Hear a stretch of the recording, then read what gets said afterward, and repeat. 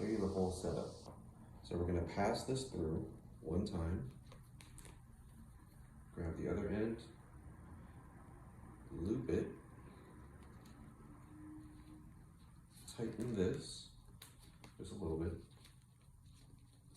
Should be like a little baby knot.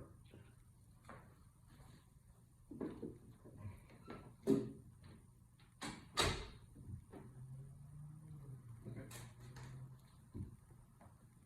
And then you want to stand far enough so that there's no slack. Like right now, I'm already experiencing some resistance. Actually, I'm experiencing a lot of resistance, but that's how far back you want to be. You don't want there to be a little bit of slack like this. And really, you should fall down to about like the door handle of the door. So if it's going any lower, then you haven't tightened it enough. Or you just have really high door handles. A tall people house. Okay. But you don't want any slack when you first start the movement. And so, I would actually start standing right about here, where there's no slack. Kneel, and then you start pulling.